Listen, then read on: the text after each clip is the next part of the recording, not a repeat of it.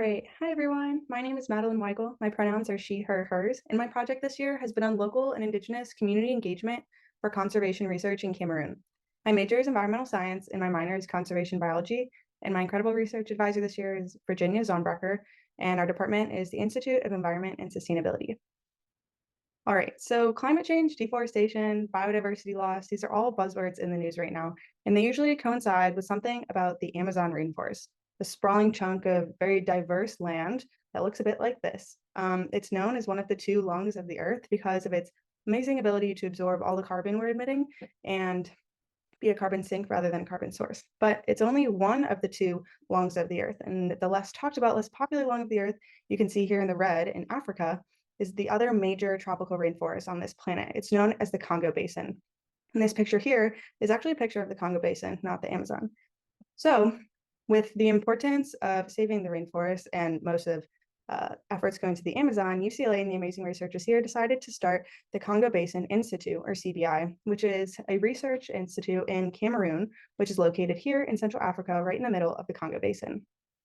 The Congo Basin Institute does ecology and conservation projects here, but as they worked more and more on the projects in the communities, it became more prevalent that working with the communities, learning from the communities, learning about the knowledge they have of the land, the conservation techniques they use, was becoming more and more important. So it came about this idea of capacity building. Capacity building is all about empowering and educating local and Indigenous populations, and for CBI, that's here in Africa. It's a two-way benefit system where the project benefits the communities, and the project benefits from learning about these traditional ways of knowing and conservation tactics that the community has. However, as CBI started working with capacity building, working closely with the communities, it became increasingly obvious how little regulation and oversight there was on these ideas. And many organizations that were trying to incorporate capacity building were running into roadblocks and finding that organizations were misleading or even lying about what they were doing while working with communities. So honesty and reporting community engagement became extremely big. So that's where this project comes in. And I've been working all year with CBI on community engagement and how we can better work with local and Indigenous populations in Cameroon for conservation projects. So my overarching research question was, how can we better engage with local communities and set examples for other community-based conservation projects, potentially around the world? So in the fall, I focused on the question, how do we best interact with local and Indigenous populations in general? And then in the winter, I merged into how what we do and what we are using and what we've learned from these communities, how we can use it without violating the community's rights to their own intellectual property. And finally, I looked at how we can address gender within our project to make it more inclusive for women and integrating women's participation with these communities at large. So focusing on the fall first, I started by analyzing recommendations from government organizations, NGOs, community governments, local governments, national governments, and these are just a few of the tons of organizations that I read through in the fall, trying to determine how to best interact with the community. And a huge idea here is something called free, prior, and informed consent, or FPIC. And FPIC is the idea that communities have the right to give or withhold consent when an organization wants to implement a project that affects their community. So what I found is within the projects that already exist within CBI and the stakeholders and the requirements of stakeholders and communities, there are areas that we have agency and there are areas that we have less agency over. So these areas where we have agency, it includes staff training. So the field teams that go out and work on these projects with communities, they can be equipped with cultural and linguistic skills to better communicate with these communities so that the communities are aware of what's going on and can give consent and actually have a say in these projects. It also became important and obvious to understand that FPIC, this idea of communicating with communities, must happen throughout the entire project. It's not just a conversation that happens at the very beginning of the project, it's a conversation that happens at the beginning, and then again at the beginning, and in the middle, and in the middle, and at the end, and throughout the entire process. So you're building these relationships with the community, and again, it's a two-way pathway. And though it needs to happen throughout the entire project, it's so essential that these conversations happen at the very beginning of the project outset. Because if these goals aren't implemented in the beginning of the project, they're not very likely to happen in the middle or at the end of the project either. So with this, we moved into, and each of these conversations has to be tailored to the individual communities because each project and each community is individualized. As we moved into winter quarter, I started looking at when we get information from the communities, when we start working with the communities, we want to respect the community's right to their own intellectual properties, right? And what they share with us is theirs. It's not ours for the taking.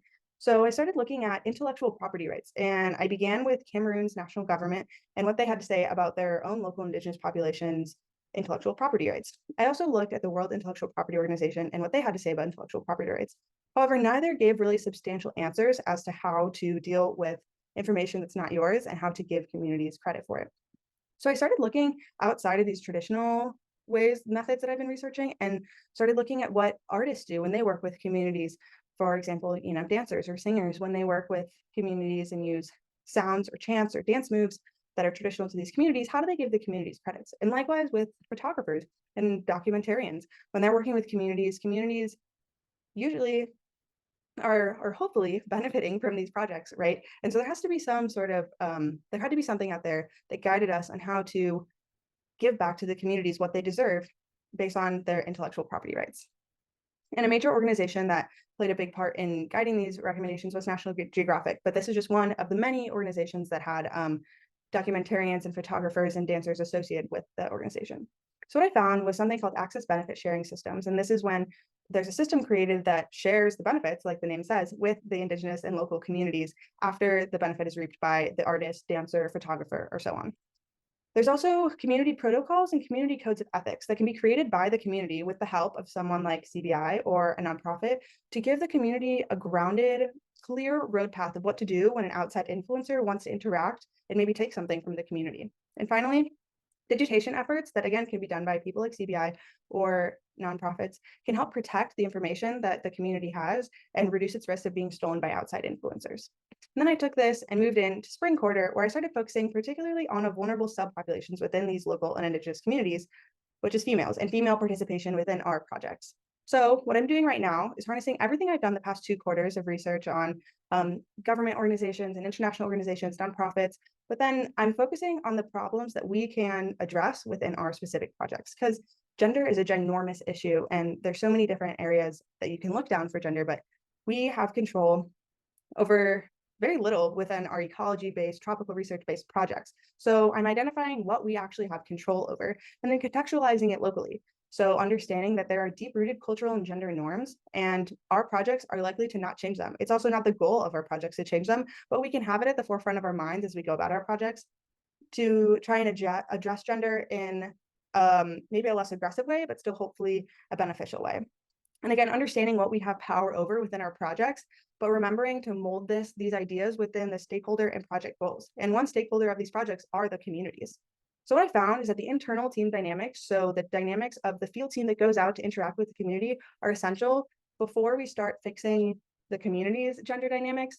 Our own team's gender dynamics need to reflect our values. So incorporating women into these field teams is a great role model for women in the community to see that women can do this work. And then the stereotypes and dynamics that happen within the field team can reflect and be understood by community members and hopefully picked up.